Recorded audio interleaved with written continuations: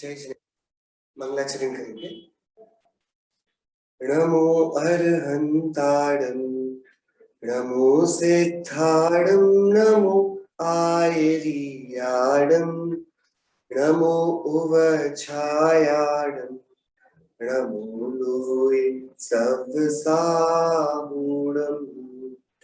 मंगलम भगवान वीरो मंगलम गौतमो गणी मंगलम कुंद कुंदात्यो जैन धर्मोस्तु मंगलम सर्व मंगल्य मांगल्यम सर्व कल्याण कारकम प्रदानाम सर्व धर्माणाम चैनम जयतु शासनम चैनम जयतु शासनम चैनम जयतु शासनम मोक्ष मार्गस्य नेतारं भेत्तारं कर्म भूभृतां ज्ञातारं विश्वतत्त्वानां वन्दे तद्गुणलब्धये वन्दे तद्गुणलब्धये वन्दे तद्गुणलब्धये।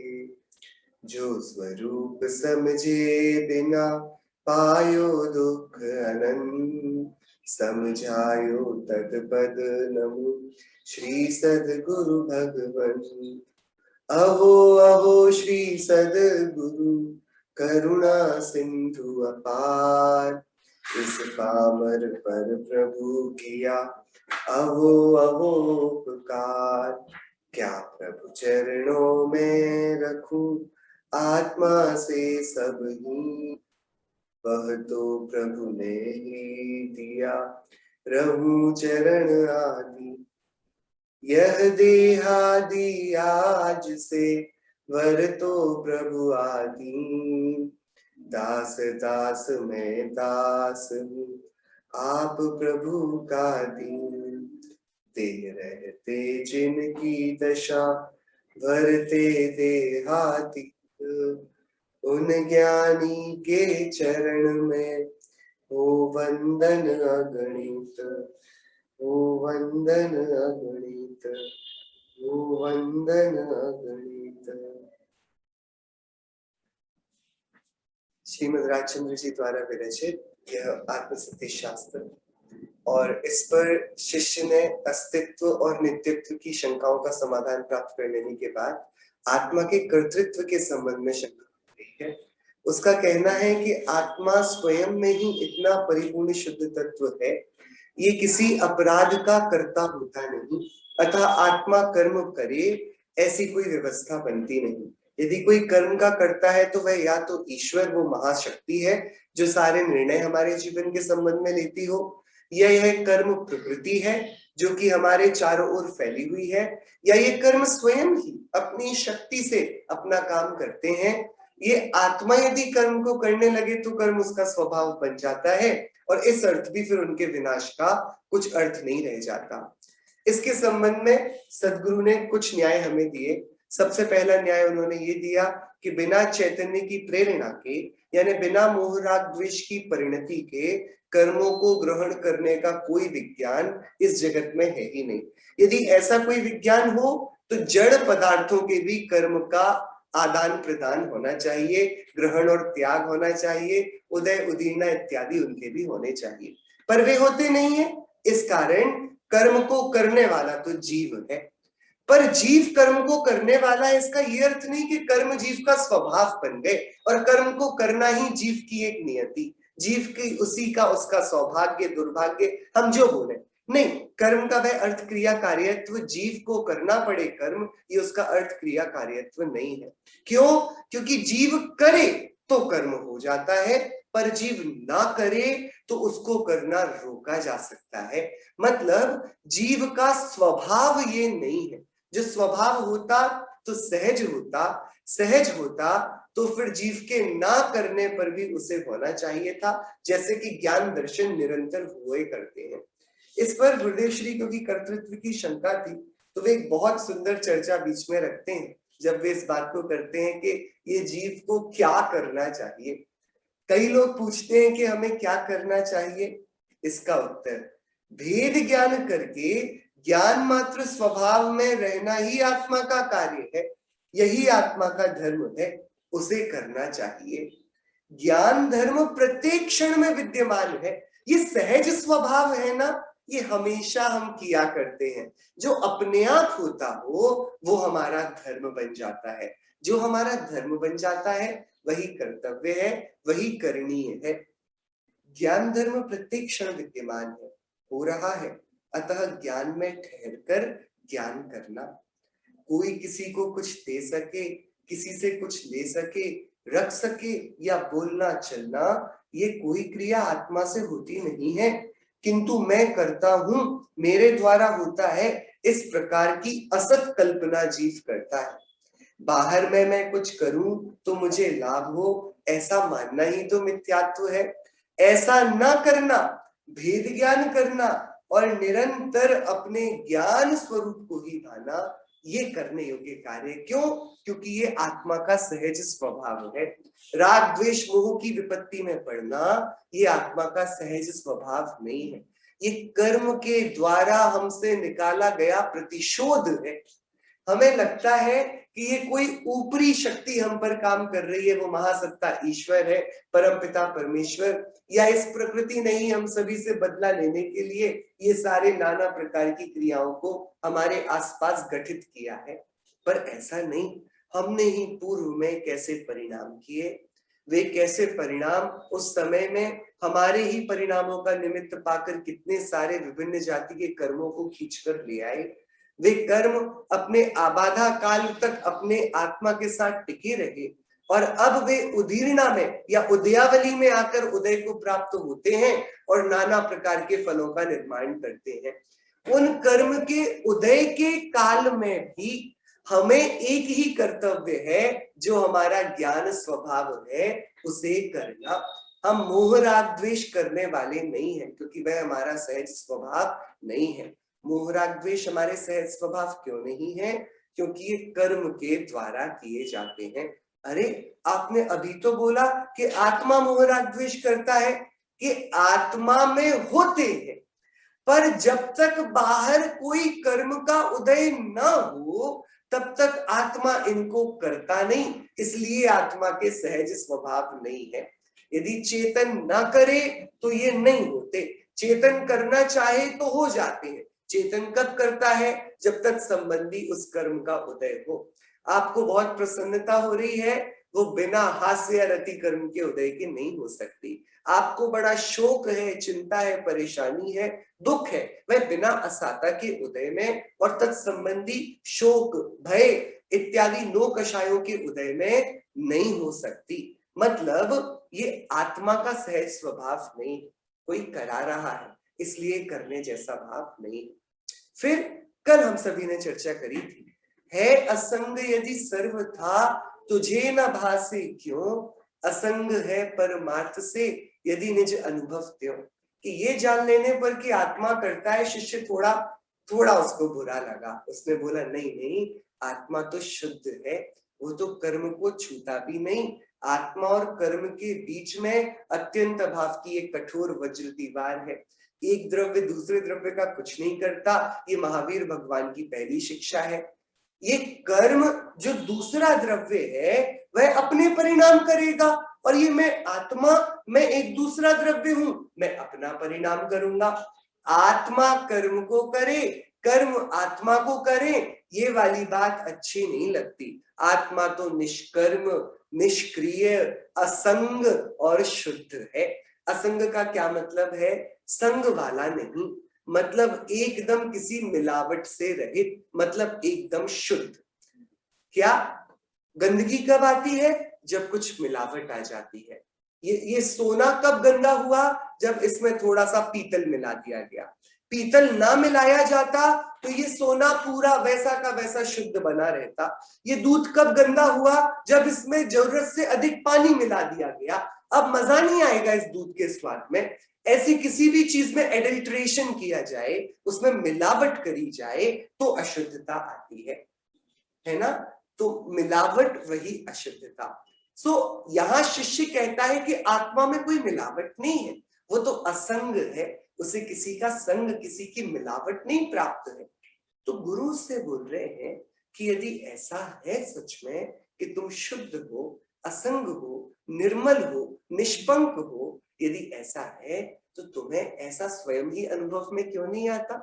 तुम तो बड़ी परेशानियों में पड़े दिखाई देते हो, नाना प्रकार के कलंक जैसे परिणामों को निरंतर किए जाते हो, हीन अवस्था में पड़े हो राग द्वेष मोह की विपत्ति में। यदि तुम शुद्ध हो तो तुम्हारे साथ ही अशुद्ध परिणतियां क्यों लगी हुई हैं? मतलब तुम सर्वथा शुद्ध हो, ये वाली बात तो नहीं जचती। तो वह शिष्य खड़ा हो जाता है, महाराज हमने तो बचपन से यही सीखा कि हम शुद्धात्मा हैं, हम ज्ञानानंद स्वभावी हैं, हम में मोह नहीं, राग नहीं, द्वेष नहीं, कर्म की एक कालिमा नहीं, हम तो पूरे शुद्ध हैं। तब वे बोलते हैं, आचार्य असंग हो तुम शुद्ध हो, बुद्ध हो, पर परमार्थ से हो। परमार्थ से हो मतलब कि यदि तुम अपने को असंग देखो तो तुम असंग हो, तुम अपने को शुद्ध देखो तो तुम शुद्ध हो। आचार्य कुनकुन देव ने ग्रंथादिराज परमागम श्री समयसार ग्रंथ के संवर अधिकार में 186 नंबर की गाथा लिखी। उन्होंने उस गाथा में बोला जो आप सबको बिल्कुल याद होगी। क्या क्या गाथा है? जो जानता आत्मा को, जो जानता निज आत्म को, जो जानता मैं शुद्ध हूं वह शुद्धता को प्राप्त हो, जो जानता अशुद्ध हूं अशुद्धता को प्राप्त हो। ये मूल गाथा है ग्रंथादिराज समय सार के संवर अधिकार की। जो जानता मैं शुद्ध हूं वह शुद्धता को प्राप्त हो, जो जानता अविशुद्ध हूं वह अविशुद्धता को प्राप्त हो। 186 नंबर की आचार्य कुनकुन देव क्या कहते हैं, और इसकी टीका में आचार्य अमृतचंद्र देव भी गजब की बात कहते हैं। क्या न्याय है कि जो जिसको भाता है वो वैसा हो जाता है, जो ज्ञानमय भावों को भाता है वह ज्ञानमय हो जाता है, जो अज्ञानमय भावों को भाता है वह अज्ञानमय हो जाता है, जो जानता है कि मैं शुद्ध हूं वह शुद्ध स्वरूप रूप में प्रकट होता है, जो जानता हूं कि मैं अशुद्ध हूं वह अशुद्ध रूप होता जाता है। मतलब आत्मा को शुद्ध बोलना ये हमारा प्रयोजन नहीं है, आत्मा को शुद्ध जानना, आत्मा को शुद्ध मानना, इससे कुछ बात बनेगी। अकेली बोलते रहे कि हम शुद्धात्मा हैं, काम नहीं चलेगा। हमने बोल दिया कि हम आत्मा हैं और शुद्ध हैं, कर्म में छूता नहीं, काम नहीं चलेगा। हमें आचार्यों के चरणों में बैठकर उनके इस वचन का परमार्थ रहस्य समझना होगा। आत्मा को यदि हम शुद्ध जाने तो हम शुद्धात्मा हैं, क्योंकि तभी संभावना है कि हम शुद्धता को प्राप्त। पर जो आत्मा को हम अविशुद्ध जाने, हम अपने को मलिन माने, मोह राग द्वेष वाला देखें, हम इन राग द्वेष मोह को अपना कर्तव्य देखें, हमें सच में ऐसा लगने लगे कि हम कुछ उपाय करेंगे और ये कर्म का उदय चला जाएगा। अरे भैया, ये कर्म का उदय तो बहुत बाहर हो रहा है, तुम्हारा इसके सामने अधिकार नहीं है। हमें लगता है कि हम ये वाले कार्य को थोड़ी बुद्धि लगाकर करेंगे, हम सफल हो जाएंगे। अरे भैया, ये वाला कार्य बहुत दूर का है, तुम्हारे और इसके बीच में तो बहुत बड़ी बड़ी दीवारें खड़ी हैं। एक द्रव्य दूसरे द्रव्य का एक परिणाम नहीं कर सकता। तुम तो पूरी योजना बनाकर बैठे हो परद्रव्य को बदल देने की। ये बड़ा अपराध है। तुम्हें इससे हाथ सिर्फ निराशा, बहुत सारी आकुलता व्याकुलता और तीव्र आर्त ध्यान होगा। इस आर्त ध्यान का फल मुनिराजों ने तिर्यंच गति, और यदि ये तीव्रता हो जाए तो संक्लेश परिणामों से नरक गति कहा है। हमें इन चिंताओं से, व्यर्थ में दूसरों के कार्यों को करने न करने से, दूसरों से अपना बिगाड़ सुधार, अपने से दूसरे का बिगाड़ सुधार देखने से बहुत परहेज करना चाहिए। क्यों? क्योंकि आचार्य कुनकुन देव क्या बोल रहे हैं कि भैया, जो जैसे भाव बांधेगा वो वैसे परिणामों को प्राप्त होगा। जो समता के भावों को भाता है वो साम्य को प्राप्त होता है, जो ज्ञानमय भावों को भाता है वह कैवल्य को प्राप्त होता है, जो अज्ञानमय राग द्वेष मोह दंभ क्रोध इन सबके परिणामों को भाता है वह इन्हीं की दो संततियों में बार बार विपत्तियों में उलझता जाता है। सो आत्मा शुद्ध है पर सर्वथा नहीं, अर्थात कि जो उसे शुद्ध देखने को तैयार हुआ हो। जिसने अपने सुंदर सुंदर गुणों का आदर किया है और उन गुणों के ऊपर जम चुकी गंदगी जो विभावों की है उसका परिमार्जन करने की जिसने थोड़ी सी कोशिश करी है, अपने होश को संभाला है, वह जीव अपने को शुद्धात्मा देखे, शुद्धात्मा माने तो ठीक है। जो पहले ही अपने को राग द्वेष वाला मान के बोलता है कि हम तो शुद्ध हैं, उसने तो मल को ही भोजन मान लिया है भैया। उसने मलिनता से ही श्रृंगार देख लिया है, उसने जहर से ही जीवन की आकांक्षा कर ली है। जहर का अमृत नाम रख देने से वो जिलाने नहीं लगता। जहर को अमृत भी कहा जाए, सुंदर सुंदर विशेषणों से सजाया जाए, तब भी वह कार्य तो मृत्यु का ही करेगा। ऐसे ही आत्मा को अकेली शुद्धात्मा बोल देने से मोक्ष मार्ग में कोई ना बढ़ जाएगा। उसे राग रहित अपने स्वरूप का ज्ञान, उसकी अनुभूति करनी पड़ेगी।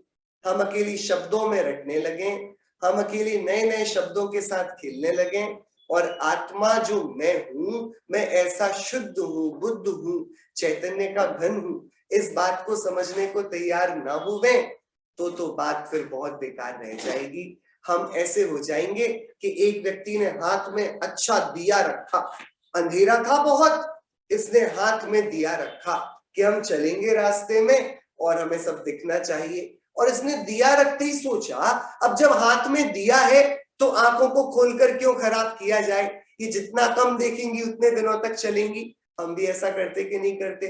कोई वस्तु आ जाती है, हम उसकी जितनी केयर करें वो उतनी देर तक चलती है, जब काम की नहीं हो तो बंद करके रख दो। तो उसने आंखों में पट्टी बांध ली, हाथ में दिया है, चारों तरफ अंधेरा है, दिए से प्रकाश हो जाता है। अब आंखों की क्या जरूरत कि भैया अब कोई तुम्हें नहीं बचा सकता, सामने जो गहरा गड्ढा पड़ा है उसमें गिरने से ये दीपक कहां बचाएगा। जो दीपक न होता और आंख खुली होती और तुम थोड़े सजग होते, तब तो संभावना थी कि तुम गड्ढे में ना पड़ो। अब तुमने सोचा कि दीपक तो सब दिखा ही रहा है, तुम एकदम अचेत हो गए, तुम एकदम प्रमादी बन गए, और अब क्या किए कि बस आंख बंद किए, चला किए और समझते रहे कि हमने तो भैया हाथ में दीपक ले लिया है। ऐसे ही शास्त्र ज्ञान ये हाथ के दीपक जैसा है। मैं शुद्धात्मा हूं, ये पाठशालाओं में रटा गया वाक्य हाथ के दीपक जैसा है, पर मैं शुद्धात्मा हूं ऐसी अनुभूति, ऐसा श्रद्धा, ऐसी प्रतीति इस शास्त्र में जो 6 द्रव्य 7 तत्व की बातें हैं, ये वास्तविकता में ऐसी ही है। ये शरीर आत्मा नहीं है, आत्मा मैं हूं, शरीर में नहीं हूं। कर्म का कार्य कर्म का है, आत्मा को इससे डरने की आवश्यकता नहीं। ये जीवन थोड़ा सा दिखने वाला भी बहुत लंबा है, इस भव जितना सोचने की, चिंता करने की आवश्यकता नहीं। ऐसा जो हमने अंतरंग में विचार नहीं किया, तो हाथ में तो दीपक बहुत तेज प्रकाश वाला जलता है, पर आंखों में पट्टी बंधी है तो गिरना तो तय है, भले ही दीपक हो। उल्टा ये हो जाएगा कि गिरकर हम उस दीपक पर ही मुंह पड़ गया तो जल और जाएंगे। अभी तो हड्डियां टूटती, अब चल भी गए और घात है। तो श्रीमद जी का एक वाक्य है, बिना समझे शास्त्र शस्त्र बन जाते हैं। और कौन से शस्त्र? कि दूसरे शस्त्र तो अपने शत्रु का विनाश करते हैं, ये शास्त्र आत्मघाती शस्त्र बनते हैं। हम ग्रंथों की बड़ी बड़ी बातें समझकर अपने जीवन में स्वच्छंदता का अंबार लगा देते हैं। हम बहुत बड़ी तैयारी करते हैं मोक्ष की बातों को सुनकर, पढ़कर, पढ़ाकर अपने नरक जाने की। हम लंबी तैयारी करते हैं। क्यों किया करते हैं हम ऐसा? क्योंकि हम शब्दों से तो बहुत खेलते हैं, शब्दों में तो बड़े चतुर हैं, पर उनका क्या रहस्य है और ज्ञानी गुरु का हृदय क्या चाहता है, हम इस पर कभी रुचि नहीं दिखाते। सो अब यहाँ पर क्या बोला जा रहा है? यदि आत्मा सर्वथा संग है तो तुम ही बताओ, तुम इतनी विपत्ति में इतने आकुलित व्यथित चित्त वाले क्यों दिखते हो? मतलब इस बात में थोड़ी तो गुंजाइश है कि ये पूरी सही नहीं है। पूरी सही नहीं मतलब कि हाँ, जो अपने को शुद्ध देखेगा उसके लिए वाक्य सत्य है कि मैं शुद्धात्मा हूं। जो अपने को शरीर वाला, राग वाला, द्वेष वाला, दुख वाला, कर्मोदय वाला, विपत्ति वाला दिखता है, वह ये बोलने का अधिकारी नहीं है कि मैं शुद्धात्मा हूं। बात इतनी सी यहाँ पर सदगुरुदेव ने करी है। हम बिल्कुल अन्यथा इसे ना लें। हाँ, हम सभी शुद्धात्मा ही हैं, पर ये वाली बात उसी के मुंह से शोभा देगी जो वास्तविकता में अपने को शुद्ध देखता हो। जो शुद्ध नहीं देखते अपने आप को, वे इस सद्वाक्य को, इस तीर्थंकरों के वचन को बोलने के अधिकारी नहीं है। तो यदि हमें गुरूर हो कि हम शुद्धात्मा है, तो हम पहले व्यवस्था कर लें कि हम अपने को शुद्ध देखते हो। क्योंकि यदि निज अनुभव त्यों, यदि अपने को शुद्धात्मा रूप अनुभव करते हो, यदि अपने को असंग रूप देखते हो, तो तुम असंग हो, नहीं तो कर्म की गंदगी से लिपटे हुए हो, बिल्कुल संग वाले हो कर्म के। ये वाली बात से सदगुरुदेव अब थोड़े और आगे बढ़े और शिष्य की ईश्वर संबंधी शंका का अब वे समाधान कर रहे हैं। करता ईश्वर कोई नहीं, ईश्वर शुद्ध स्वभाव, अथवा प्रेरक माने तो ईश्वर दोष प्रभाव। अब वह शिष्य बोलता है कि महाराज, उसने कितनी सारी बातें बोली थी और कितने क्रमिक वैज्ञानिक पद्धति से सदगुरुदेव उनका समाधान कर रहे हैं। अब वे ईश्वर के कर्तृत्व की बात कर रहे हैं। वे बोल रहे हैं सदगुरुदेव कि तुमने पूछा कि हमारे सुख दुख का सारा नियंता, अभियंता, उसका संचालक ये कोई ऊपर महाशक्ति बैठी है, जिसकी इच्छा के बिना एक पत्ता नहीं हिलता, जिसके करने से हमारे जीवन में सब कुछ हुआ करता है, जिसकी सेवा करने से जीवन में सुख के अंबार लग जाते हैं और जिसके रुष्ट हो जाने पर जीवन प्रलय तुल्य भयानक हो जाता है, जिसके ही एक भृंगार में, एक भ्रुकुटी के नाच में चुटकी भर में प्रकृति पूरी नष्ट हो जाएगी और जिसके एक विचार से इस प्रकृति का पुनः पल्लवन हो जाएगा, जो किसी महासागर के बीचों बीच बहुत बड़े शेषनाग में अपने विश्राम मुद्रा में इस जगत को साध के रखता हो, ऐसा कोई विराट व्यक्तित्व का धनी, जिसके एक मुंह से जन्म होता है और दूसरे मुंह में मरण निरंतर लगा रहा है, जिसके हजारों करोड़ों तो हाथ हैं, जिसने जगत के सारे देवों और नारकियों को, असुरों को, सुरों को अपने अधीन कर रखा है, ऐसा वह जगत का कुशल संचालक, नियंता, वह ईश्वर ही सब करता है। जो हमारे जीवन में होता है वो सब ईश्वर की इच्छा से होता है।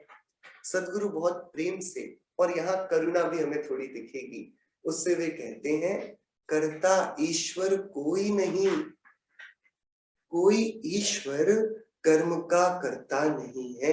तो महाराज, ईश्वर कर्म का करता नहीं है तो फिर क्या ईश्वर है कि नहीं? कि अरे कैसी बात करते हो, ईश्वर है, ऐसा कर्म का नहीं करता है, इसका अर्थ भगवान को नहीं मानते आप? अरे आप तो नास्तिक हो गए, आप ईश्वर को ही नहीं मानते हो, ये क्या बात हुई? बात तो सही नहीं लगी। कि भैया वो नहीं करता, इसका अर्थ ये नहीं कि वो नहीं, किसी के पास नौकरी ना हो इसका मतलब ये नहीं कि वो ही नहीं है, उसके पास काम नहीं है वो वाला जो तुम समझते हो, पर वो तो है, काम नहीं है अलग बात है, उसका होना अलग बात है। ईश्वर जो है वो करता नहीं है, या ऐसा कोई ईश्वर नहीं है जो जगत का नियंता, संचालक, इसका सृजक और विनाशक हो। इसको बनाने वाला, बनाए रखने वाला और नष्ट कर देने वाला कोई ईश्वर नहीं है। तो क्या ईश्वर नहीं है? कि कैसी बात करते हो, ईश्वर है ना, तुम ही तो ईश्वर हो। ईश्वर शुद्ध स्वभाव, अरे शुद्धात्मा का ही एक नाम ईश्वर है। क्या गजब की बात। हम समझते थे कोई ऊपर है जिसकी इच्छा से, जिसकी भ्रुकुटी के नृत्य से हमारा जीवन चला करता है, जिसकी एक चुटकी में सब हो जाता है, पल में हम एकदम स्वर्गीय जीवन जिएंगे और पल में वो नारकीय हो जाएगा, ऐसा हम समझा करते थे और बड़ा डर डर के जिए। उसको पुष्प चढ़ाए तो बड़ी लोभ की आकांक्षा से, और कोई पाप किया तो एकदम छुपकर अंधेरे में जाके कि कहीं वो देख ना ले, उसके सर्विलियंस सिस्टम से थोड़ा बाहर रह जाए, हम कहीं से बच जाएं, ऐसा हमने किया। हमने उसकी भक्ति में कोई कसर ना छोड़ी कि वह प्रसन्न रह जाए, एकदम प्रसन्न करके ही हम माने। हमने सब दिया उसको, हमें जहां जहां पता पड़ा ईश्वर है, हम नदी में पानी अर्पित करने लगे। वो बात बड़ी हास्यास्पद थी, हमने नदी से ही लोटा भर के उसी को दे दिया। हम उसी के सामने सूरज को सुबह सुबह उठ के प्रकाश दान देने लगे, रात्रि में चंद्रमा को देखकर दीपक जलाने लगे। हमने सब किया, हम पहाड़ पर गए, पहाड़ पे ही एक पत्थर को तोड़ा और उसी को पहाड़ की मूर्ति बना दिया, उसकी पूजा करने लगे। हमने अलग अलग जानवरों में अलग अलग भगवानों की कल्पना करी, नदियों में अलग अलग भगवतियों की कल्पना करी। हमने इस प्रकृति में जहां संभवा उस जाति के ईश्वर की कल्पना करी और फिर पूरा जीवन झोंक दिया उसे प्रसन्न करने में। किस लिए? कि ये हमें प्रसन्न रखे। और फिर जितने भी हम पाप किया करते थे, हम बड़े भयभीत थे, हम उस ईश्वर से या तो छिपते रहे या हमने उन पापों को करना छोड़ दिया, अथवा हम उसके समक्ष गए और पापों का मुंह प्रदर्शन करके प्रायश्चित ले लिया। हमने ये वाला काम भी किया। ये सब हमने क्या मानकर किया? कि ये ही हमारे अच्छे और बुरे का करता है। जो हम इसे प्रसन्न रखेंगे ये हमें प्रसन्न रखेगा, जो हम इसकी इच्छा के विरुद्ध कुछ अच्छा कार्य न करेंगे, विपरीत कार्य करेंगे, तो ये हमें दुखी कर देगा।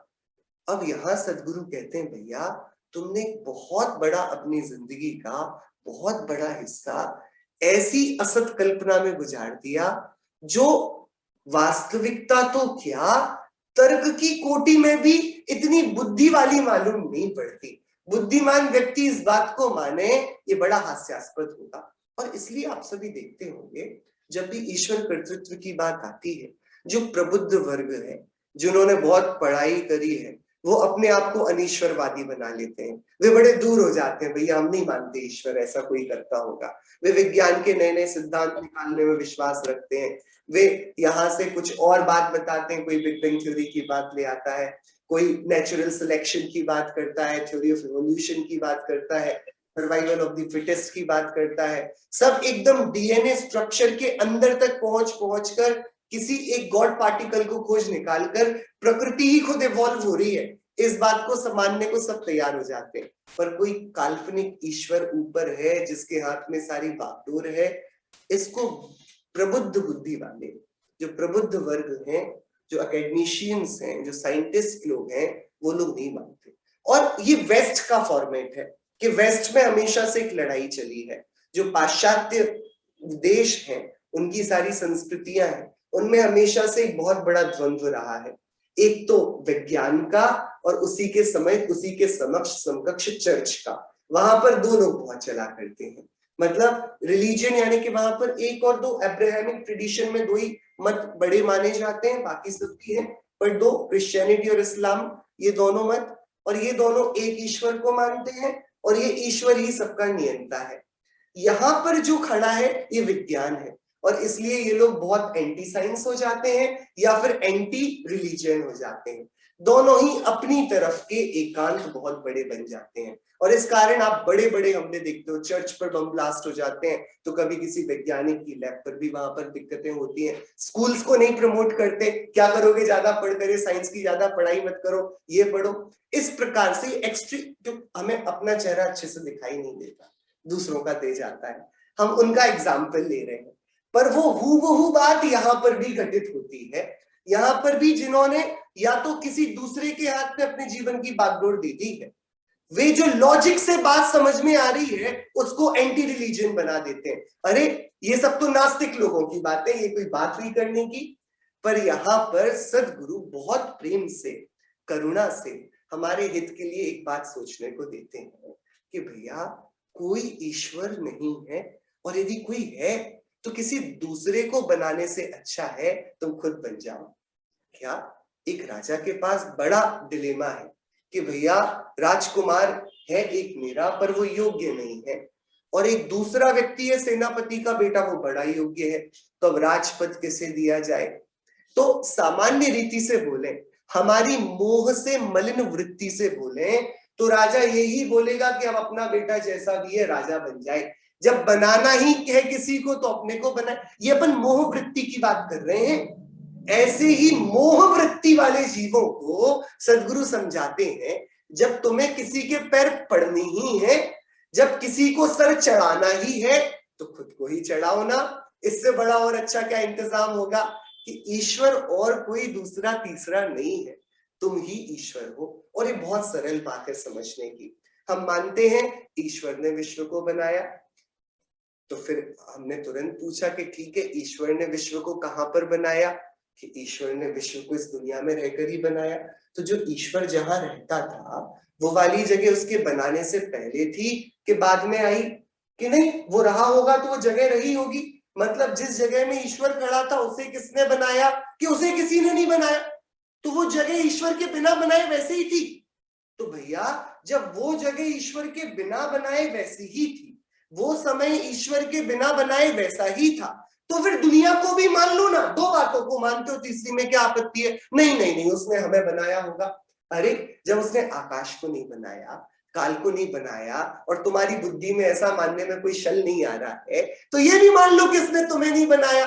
तुम आकाश को बिना बनाना स्वीकार करते हो, काल को किसी ने नहीं बनाया, space and time dimension eternal है, इनको मान लोगे तो फिर तुम ये क्यों चाहते हो जिद में कि उसने हमें बनाया?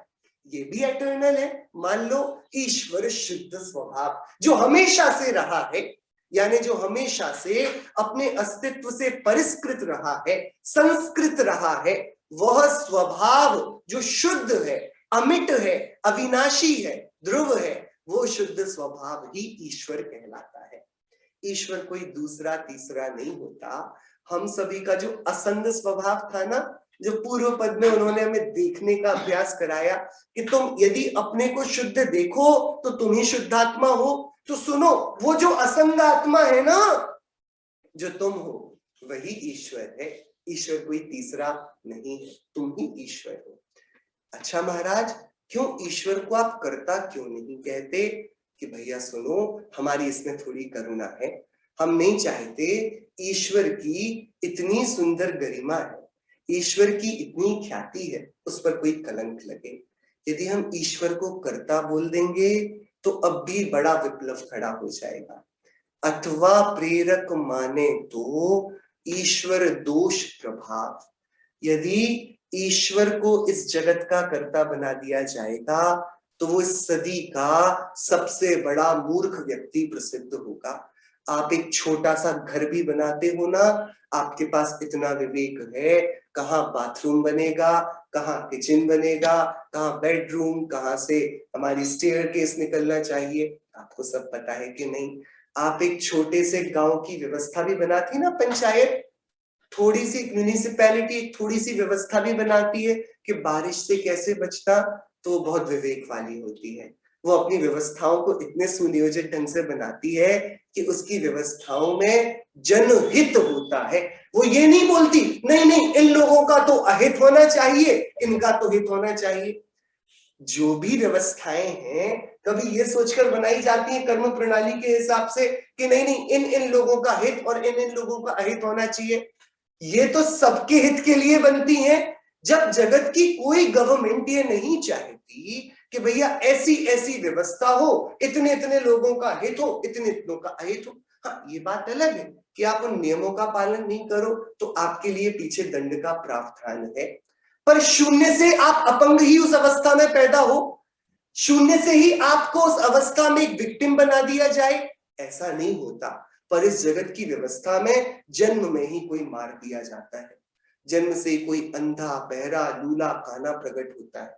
हाँ, अच्छे से सब प्रकट हो, एक से स्टार्टिंग सबको मिले इस रेस में, सबके एक साथ हो, फिर जो आलसी रह जाए वो पीछे रह जाए, जो बढ़िया रहे आगे बढ़ता जाए, कोई दिक्कत नहीं। पर शून्य से ही किसी की इस रेस को पीछे कर देने से क्या मतलब है? इसकी रेखा को आगे पीछे रखने से क्या अर्थ है? तो यहां पर ये बोल रहे हैं यदि ईश्वर को हम कर्ता बोलेंगे तो ईश्वर बड़ा मूर्ख प्रसिद्ध होगा कि पहले उसने इतना भयंकर दिखने वाला विश्व क्यों बनाया। क्या सुंदरता है इस विश्व में, हम विचार तो करें, क्या सुंदरता है। थोड़ी देर बहता देखें तो नदी बड़ी सुंदर दिखती है, थोड़ा उसके अंदर की व्यवस्था को देखें तो हमारा माथा घूम जाएगा। बड़ी मछली छोटी मछली के पीछे, छोटी मछली और छोटे कीड़े के पीछे, क्या एक दौड़ ही तो मची है निरंतर। हर एक बस जीवन के लिए दूसरे के जीवन को छीनने को उतारू है, और ऐसा भी नहीं कि वह रुक जाए कि हम अब पैदा ना हो, निरंतर जन्म लगा है। आपने क्या नहीं, हमने क्या नहीं देखा? हमने देखा, हमें पता पड़ा शहद बहुत अच्छा है, हमने मधुमक्खियों के सारे घर जला दिए। हमको पता पड़ा कि गाय के नवीन उत्पादित बछड़ा, उसके थोड़ा खून यदि निकाल लिया जाए तो थोड़ी उससे दवाई अच्छी बन सकती है। हमने प्रेग्नेंट गाय का पेट चीरा, उसके बच्चे को निकाला, उसके हृदय में इंजेक्शन डाला, खून निकाला और उससे दवाइयां बना ली। हमने क्या छोड़ दिया इस प्रकृति में जो हमारे हित के काम ना आए, हमारे स्वार्थ के काम ना आए? कुछ भी छूटा है इस प्रकृति में?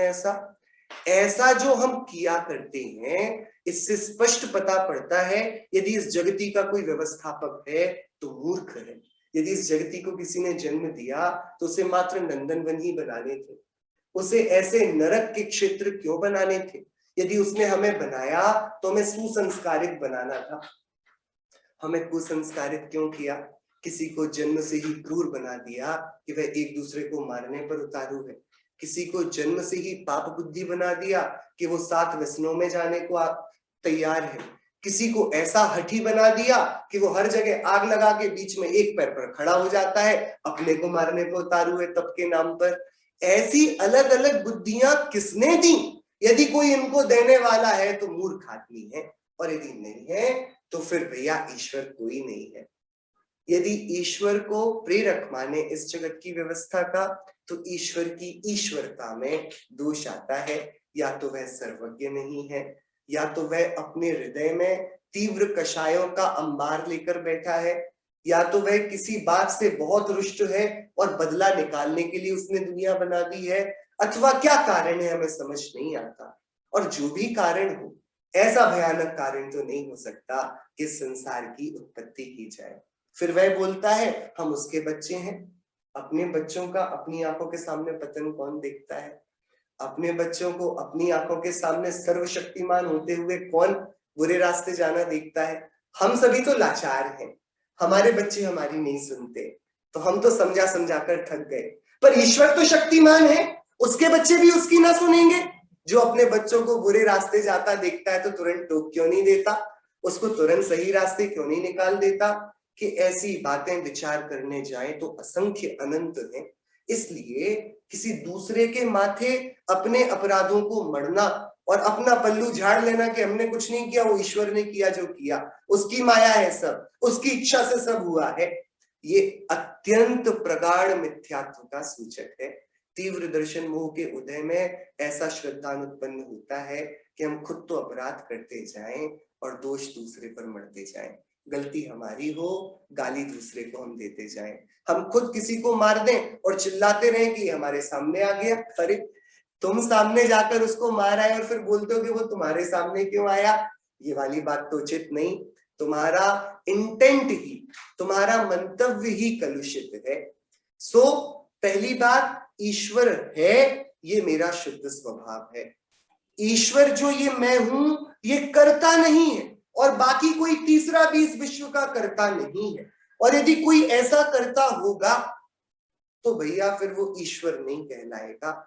इस जगत में सत्पुरुषों की महिमा कीर्ति होती है, असत पुरुषों का इस जगत में कभी विनय नहीं किया जाता।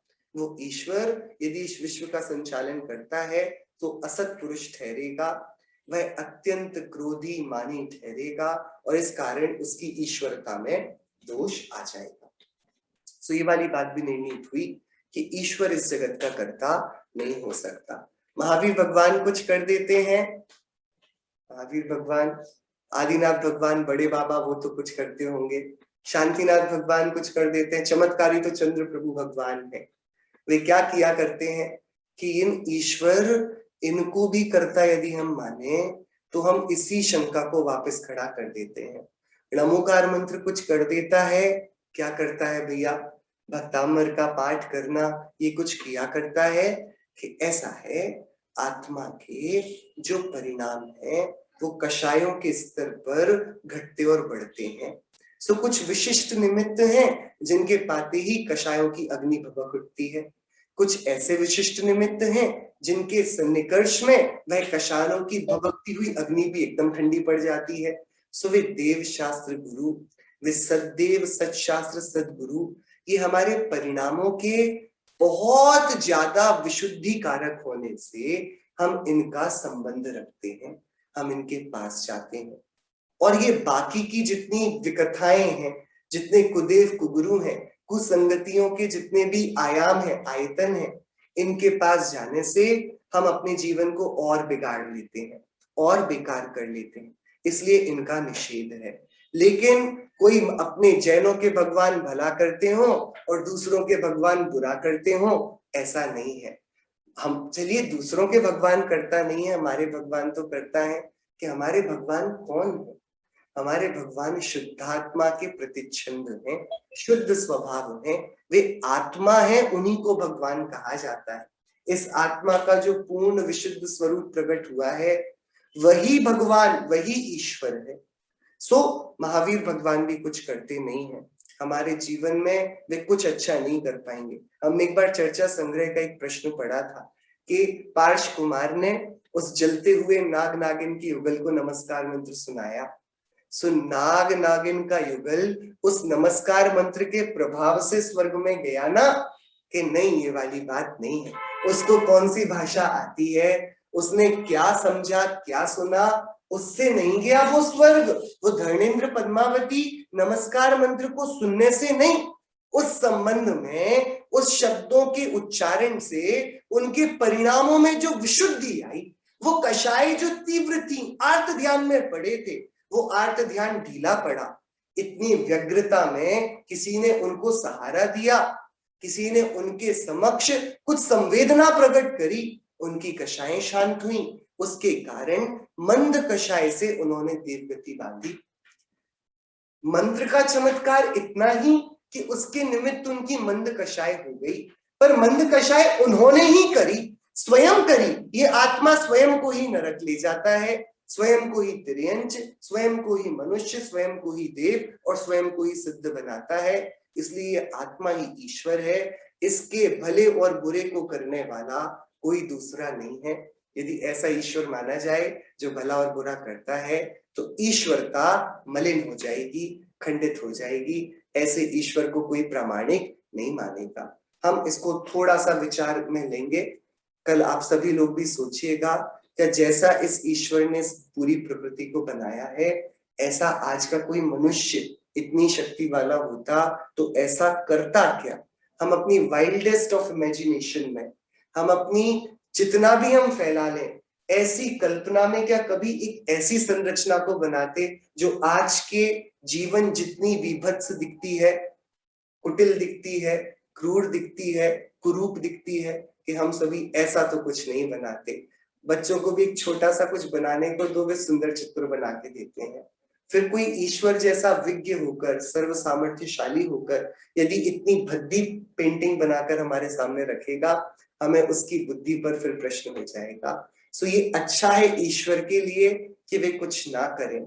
यदि वे कुछ करने वाले हो गए, हमें उनको ईश्वर मानने में आपत्ति आएगी। सो ईश्वर कौन है? कि और कोई नहीं, हमारा शुद्ध स्वभाव जो ईश्वर स्वभाव से है, और उसे वैसा माना जाए तो पर्याय में भी ईश्वरता प्रकट होती है। ऐसी सुंदर ईश्वरता हम सभी के जीवन का ध्येय बने, इसी मंगल भावना से चिन्मानी स्तुति।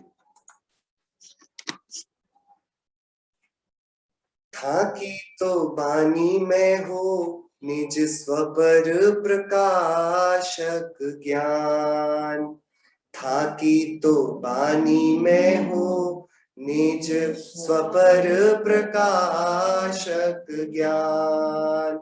एक ही भाव भय जड़ चेतन तिनकी करत पिछान, सकल पदार्थ प्रकाशत जामे मुकुर तुल्य अम्लान। था कि तो पानी में हो निज स्वपर प्रकाशक ज्ञान। जग चूड़ामणि शिव भये ते जिनकी नो श्रद्धान, भाग चंद बुध जनताही को निश दिन करत बखान।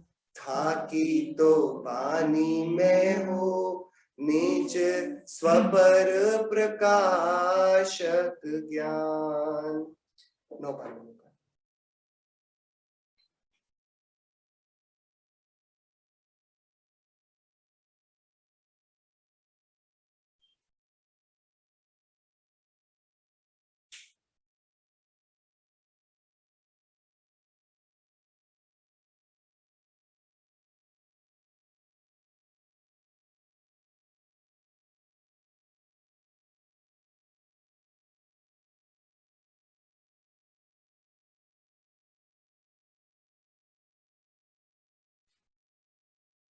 अंतर्मुख मुद्रा बन सर्वजनीन भगवंतों की जय हो। द्वादशांग में जनवाणी माता की जय हो। समझवित्रा के भावलिंगी भामुनि राजों की जय हो। अहिंसा में जैन धर्म की जय हो। शासनायक तीर्थंकर वर्धमान स्वामी की जय हो। जय श्री